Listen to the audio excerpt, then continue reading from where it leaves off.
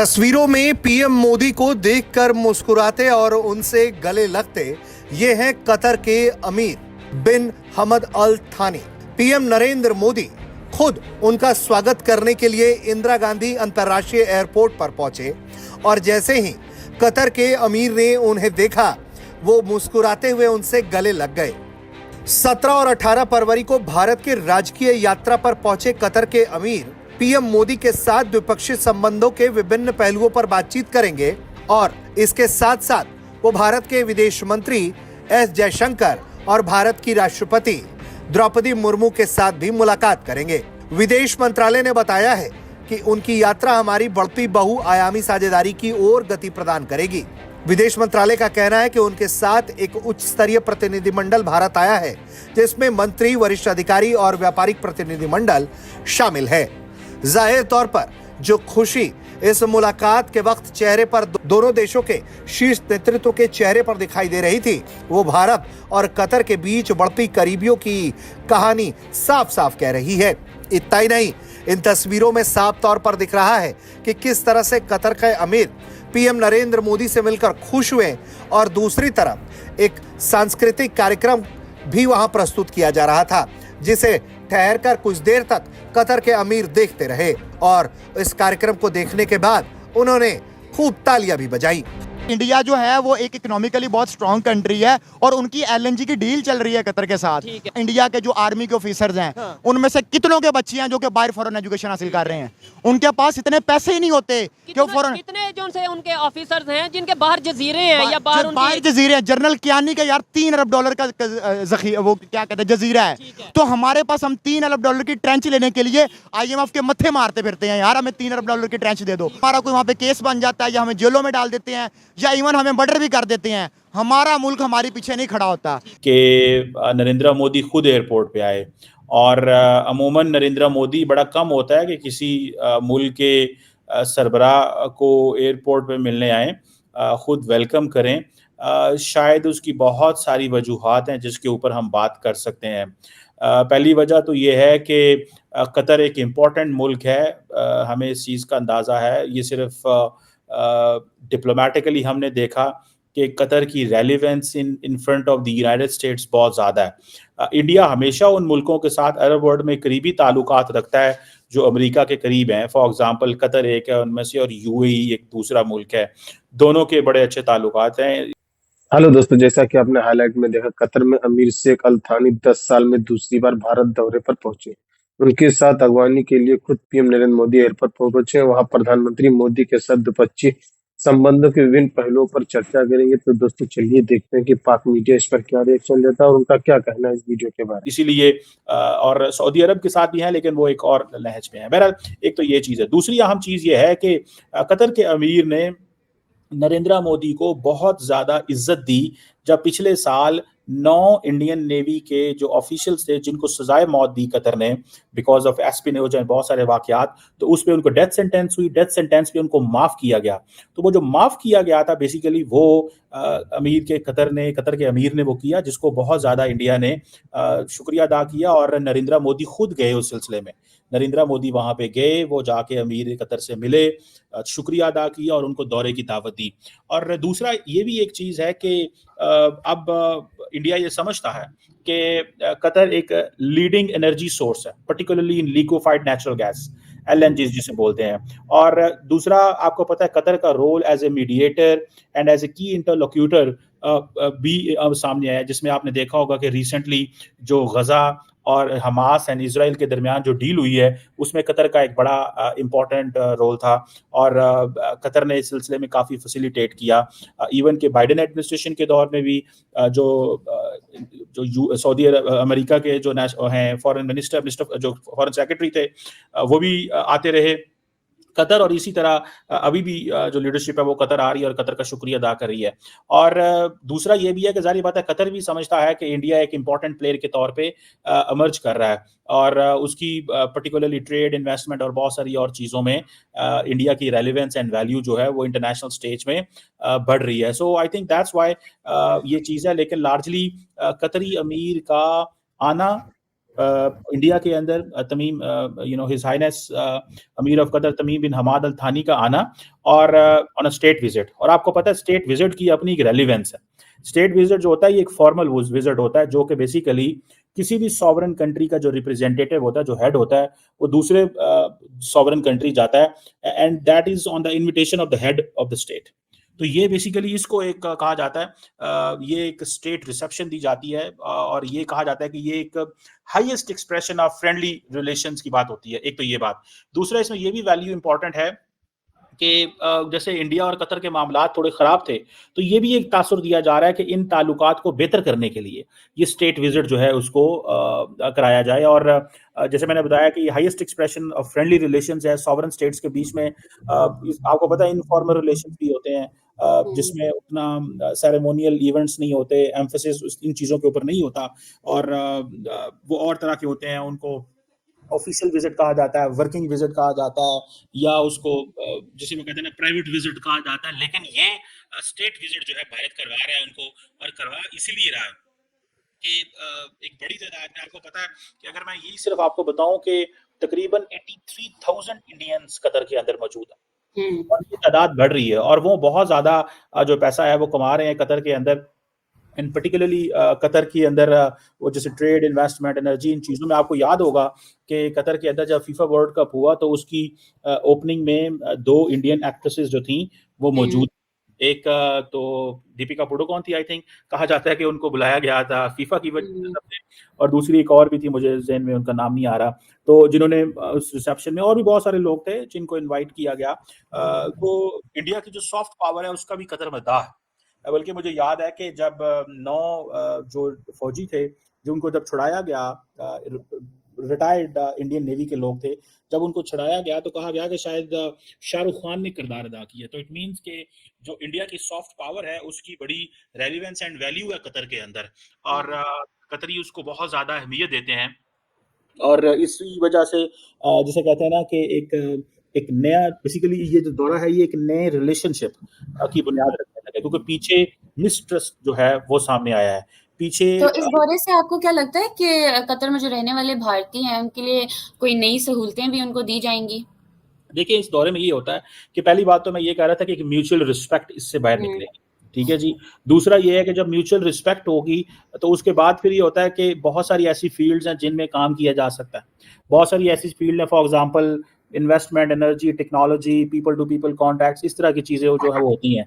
और ये क्योंकि एक हाई लेवल जो वो जैसे कहते हैं ना विजिट है, और नरेंद्र मोदी 2016 में कतर गए थे, अमीर ऑफ कतर 2015 में आए थे, और अभी फिर इस तरह हो रहा है कि मोदी 2024 में गए थे और अमीर ऑफ कतर 2025 में है। सो 10 साल के बाद ये दौरा है। हालांकि दोनों मुल्कों की देखा जाए कि जो ट्रेड है वो भी एक साइजेबल है। जैसे मैंने कहा एलएनजी के ऊपर फोकस है। इंडिया तकरीबन $4.25 बिलियन रेमिटेंस आती है इंडिया को। सो उनके लिए कतर बहुत ज्यादा इंपॉर्टेंट है इन अ सेंस के, ये तो एक मैं चीज बता रहा हूँ, अगर इसको रीजनल भी हम देखें तो तब भी इसकी वैल्यू कतर की जो है वो बहुत ज्यादा है, क्योंकि आपको पता है कि कतर जो है वो खित्ते के अंदर एक आउटस्टैंडिंग पोजीशन में है, और वो आउटस्टैंडिंग पोजीशन में इसलिए है कि कतर इस चीज़ को समझता है कि उसकी एक रेलिवेंस है बिकॉज ऑफ इट्स बिजनेस, थोड़ी आबादी होने की वजह से, तो इन चीज़ों की वजह से। और दूसरा, आपको याद होगा कि जब पूरे जीसीसी ने कतर को एक टफ टाइम दिया, वो भी ट्रम्प का दौर था, तो कतर विथस्टूड एंड कतर ने सारे प्रेशर को बर्दाश्त किया। सो कतर की मजबूत इकॉनमी है, इंपॉर्टेंट उसकी रेलिवेंस है, और मेरा ख्याल है कतरी भी यही देख रहे हैं कि इंडिया भी इटसेल्फ अपनी एक स्पेस बनाने में कामयाब हो चुका हुआ है। और इंडिया, आपको पता है कि दुआ India middle east Europe economic corridor मौजूद है, तो मे बी इंडिया जो है वो it wants to be part of that, या Qatar wants to be part of that, although कि इंडिया इसको लेके जाएगा to UAE and Saudi Arabia, but somehow Qatar चाहेगा कि उसका कोई ना कोई लिंक जो है India middle east Europe economic corridor का कतर में आए, एंड कतर से फिर सऊदी अरब एंटर हो, एंड सऊदी अरब से फिर आगे जिधर भी वो जाएगा, वो इजराइल जाता है या मेडिटेरेनियन, वो कैसे क्रॉस करता है। सो कतर मेरा ख्याल है बहुत सारी अपॉर्चुनिटीज के लिए यहाँ पहुंचा है, और कतर का दिल तो यही है कि उसको जो इंडिया की जो ग्रोथ है वो उसका हिस्सा बन सके। और दूसरा, कतर समझता है कि इतनी बड़ी मार्केट है जिसमें हर मुल्क आ रहा है, पूरे की पूरी। दूसरा ये भी है कि जो जीसीसी है उसका अपना एक फ्री ट्रेड एग्रीमेंट भी कतर के साथ है। सो फिर एंड देन इंडिया की लेबर फोर्स बड़ी तगड़ी है। फिर आपको याद है कि इंडिया ने जो अबू धाबी के अंदर इंडियन जो इंस्टीट्यूट ऑफ टेक्नोलॉजी है वो लेके गए हैं। तो इंडिया एक बड़े पैमाने पे काम कर रहा है जो मिडिल ईस्ट के साथ। तो basically Qatar wants to grab the opportunity, और बहुत बड़े बड़े जो इंडियन इन्वेस्टर्स हैं उनके कतर के अंदर स्टोर है, मुझे उसका नाम भूल गया, बट देयर वाज मैं रिसेंटली पिछले साल कतर था, तो वहाँ पे एक मैं इन्वेस्टर को मुझे पता चला कि उनका बहुत बड़ा स्टोर है, मार्ट है, एंड सो कतरी इंडिया के अंदर कतरी जो है कतर के अंदर इंडियंस की काफी इन्वेस्टमेंट है। सो लेट्स सी क्या इसमें जो फर्दर जो है वो निकलता है। तो सर इसमें हम अगर हम दोनों का देखें तो हम इस तरह भी तो कर सकते हैं कि जैसा अगर हम कतर के पॉइंट ऑफ व्यू से देखें कि कतर जो है वो भारत के साथ अपनी दोस्ती को मजबूत करके लाइक साउथ एशिया में अपनी जो पॉलिटिकल इन्फ्लुएंस बढ़ाना चाहता है। लाइक अगर वो रीजनल पावर डायनामिक्स के हम उसमें देखें तो खासतौर पर वो पाकिस्तान और ईरान के साथ अपने रिश्ते को स्ट्रेंथन करने के लिए कतर लाइक भारत को अपना स्ट्रेटेजिक पार्टनर बना सकता है। आप क्या समझते हैं? देखिए कंट्री है और उनकी एलएनजी की डील चल रही है कतर के साथ, जो कि 20 साल एक मुआहिदा और $1 ट्रिलियन मुआहिदा है, उसको कतर कभी भी नहीं खराब होने देगा। क्योंकि कतर की आप देखें ना, कतर की पूरी जो मईशत है वो ऑयल की बेस के ऊपर चल रही है और उसने अपनी एलएनजी जो है उसको बेचनी है और 20 साल का ये पूरा उनका प्रोग्राम है। अच्छा नहीं, लेट्स सपोज एक दूसरी साइड पे अगर देखा जाए, लेट्स सपोज ये सजाए मौत हो जाती है जो इंडियन फार्मर ऑफिसर है उन्हें हो जाता है ये जो कतर का डिसीजन है, क्योंकि कतर में ये भी चीज मैं क्लियर करता चलूं कि वहां पे जो अगर अदालतों का निजाम देखें या ओवरऑल जिसकी लाठी उसकी भैंस, क्योंकि बादशाही निजाम है वहाँ पे इस तरीके जी मैं यही डिस्कस करना चाह रहा था। उनका जो है वहाँ पे डेमोक्रेसी नहीं है, वहाँ पे बादशाहत का निजाम है और वहाँ पे एज सच कोई इतनी ज्यादा जुडिशरी जो है वो आजाद भी नहीं है। ठीक है, वो डिपेंडेंट होती है उस गवर्नमेंट के ऊपर। जैसे पाकिस्तान इंडिया के अंदर जो है ना वो एक डेमोक्रेसी है, वहाँ पे अदालतें आजाद हैं, लेकिन वहाँ पे ऐसा हिसाब किताब नहीं है। वहाँ पे जो हुकूमत है उसी की लास्ट लाइन चलनी है। तो मैं आपको पहले से कह रहा हूँ कि ये सजाए मौत नहीं होगी, क्योंकि कतर जो है ना उसके अपने मामला देखिए, कतर एयरवेज जो है वो पूरी दुनिया के अंदर चलती है, मानी जाती है, ठीक है, अपनी लग्जरी के हिसाब से। और इंडिया के बहुत से जो ऐसे मुसाफिर हो जो वहाँ पे इस वक्त ट्रैवल करते हैं, अगर वो उसी का बैन कर देना तो कतर को बहुत ज्यादा नुकसान होगा। ठीक है, और इस केस में अगर लेट्स सपोज कतर वक्ती तौर पे ये फैसला कर लेता है कि हम सजाए मौत देंगे, तो फिर भी नुकसान लॉन्ग टर्म अगर देखा जाए रिलेशन खराब होंगे और नुकसान ज्यादा कतर को होगा। जाहिर है कतर को नुकसान होगा, इंडिया को तो कोई नुकसान नहीं होगा। अब देखिए इंडिया जो है वो बहुत बड़ी पॉपुलेशन है, वहाँ पे उनको हर चीज चाहिए और बाकी सारे मामले भी चाहिए, वो किसी और मुल्क से ले लेंगे, लेकिन इनकी जो पूरी की पूरी इकोनॉमी है वो डिपेंड कर रही होती है ऑयल के ऊपर। ये जितनी गल्फ कंट्रीज हैं, चाहे वो सऊदी अरब है, कतर है, ओमान है, जितने भी ये कंट्रीज हैं, इनकी ऑयल के ऊपर चल रही होती है और इन्होंने इनके साथ डील बनाई और जो कि वो डील खराब करना कभी नहीं चाहेंगे और ना ये कभी डील खराब हो सकती है, इसलिए इनको वो फैसला वापस ही लेना पड़ेगा। अच्छा दिलशाद भाई, ये तो इंडिया का और कतर का आपस का एक इशू है, मामला चल रहा है और जो ओपनली पूरे नजर आ रहा है कि भाई इंडिया इसे बहुत बेहतर तरीके से लेके चल रहा है, लेकिन हमारा यहाँ पे ये डिस्कस करना मेरे ख्याल से उस तरीके से नहीं बनता कि भाई इंडिया ये जंग जीतेगा, यानी ये जो सी एक कानूनी जंग है, ये इंडिया जीतेगा या कतर जीतेगा। हमारा यहाँ पे जो मेन एक कंसर्न है कि इंडिया की फॉरेन पॉलिसी को देख ले, पाकिस्तान की फॉरेन पॉलिसी को देख ले। हमारे यहाँ पे भी बहुत सी ऐसी एग्जांपल, डॉक्टर आफिया सिद्दीकी की अगर बात करें, कितने ही सालों से वो वहाँ पे मतलब जेल में है और हमारे यहाँ पे नारे लगाए जाते हैं, हर इलेक्शन में ये कहा जाता है, मतलब एक मोटिव रखा हुआ है कि भाई आप हमें वोट दें, हम डॉक्टर आफिया सिद्दीकी को वापस लाएंगे, ना तो वो वापस आ रही हैं। सऊदीया की जेल में जो हमारे पाकिस्तानी जितने बड़ी तादाद में वहाँ पे मौजूद हैं, कैदी हैं, कोई किसी जुर्म में, कोई किसी जुर्म में, हम तो उन्हें नहीं छुड़वा पाते।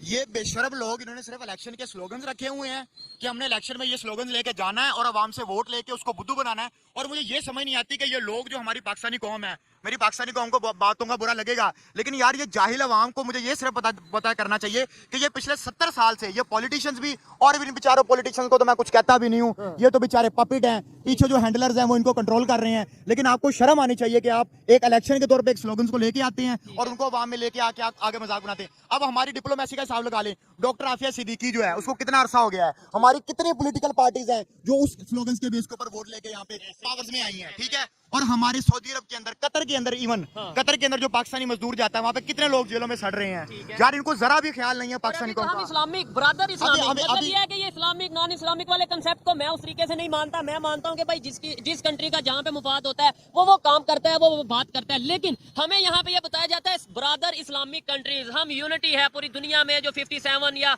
OIC कंट्रीज हैं सब यूनाइटेड हैं, तो हम तो इस्लामिक कंट्रीज होके कतर की जेलों से अपने कैदी नहीं छुड़ा पा रहे। इंडिया दूसरी साइड पे जो है वो वो एक सेकुलर कंट्री है और हमें यहाँ पे बताया जाता है वो तो हिंदुओं का कंट्री है, तो वो अपने फॉरेन पॉलिसी को इतने बेहतर तरीके से लेके नहीं, पहले नंबर पे तो मैं आपकी इस बात से इख्तलाफ रखूंगा। कोई वो हिंदू कंट्री मुझे नहीं लगता, वहाँ एक सेकुलर कंट्री है। बताया जाता हमें ये बताया जा रहा है, हमें तो और भी बहुत कुछ बताया जा रहा है जो कि हकीकत के बरक्स है।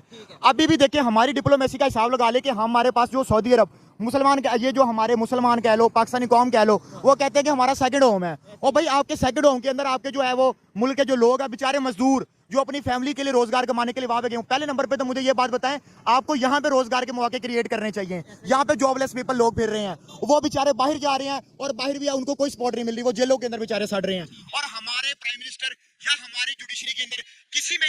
दोस्तों, जैसा कि आपने वीडियो में देखा, कतर में अमीर शेख तमीम बिन हामिद अल थानी 2 दिवसीय दौरे के लिए भारत पहुंचे। यह 10 साल में उनका दूसरा दौरा है। कतर के अमीर की अगवानी करने के लिए खुद पीएम नरेंद्र मोदी ने नई दिल्ली एयरपोर्ट पहुंचे। उनके साथ भारत दौरे पर मंत्रियों, वरिष्ठ अधिकारियों और एक व्यापारिक प्रतिनिधिमंडल सहित एक उच्च स्तरीय प्रतिनिधिमंडल भी पहुंचे। अमीर शेख का दौरा भारत और कतर के द्विपक्षीय व्यापार और निवेश को बढ़ावा देने के लिए। कतर के अमीर शेख 10 साल में दूसरी बार भारत पहुंचे। इससे पहले वह 6 मार्च 2015 में भारत आए। अमीर शेख मंगलवार को राष्ट्रपति द्रौपदी मुर्मू से मुलाकात करेंगे और प्रधानमंत्री नरेंद्र मोदी के साथ वार्ता करेंगे। विदेश मंत्रालय ने एक बयान के अनुसार अमीर की यात्रा विभिन्न क्षेत्रों में हमारी बढ़ती समझदारी और गति प्रदर्शन करेगी। मंगलवार भारत कतर द्विपक्षीय व्यापार के निवेश के और बढ़ावा देने के लिए मंगलवार को सुबह कतर के अमीर राष्ट्रपति भवन के प्रांगण में अपेक्षित स्वागत किया जाएगा, जिसके बाद वह हैदराबाद हाउस प्रधानमंत्री मोदी के साथ उनकी बैठक हुई। विदेश मंत्रालय ने शनिवार को बयान में कहा कि वो प्रधानमंत्री मोदी के द्विपक्षीय संबंधों की इन पहलुओं पर चर्चा करेंगे। बयान के अनुसार मंगलवार को दोपहर सहमति पत्र और आदान प्रदान होगी, जिसके बाद वो कतर अमीर राष्ट्रपति मुर्मू से मुलाकात करेंगे। तो दोस्तों, वीडियो कैसा लगा अपने राय कमेंट बॉक्स में जरूर लिखें। वीडियो पसंद है तो लाइक और सब्सक्राइब करना ना भूलें।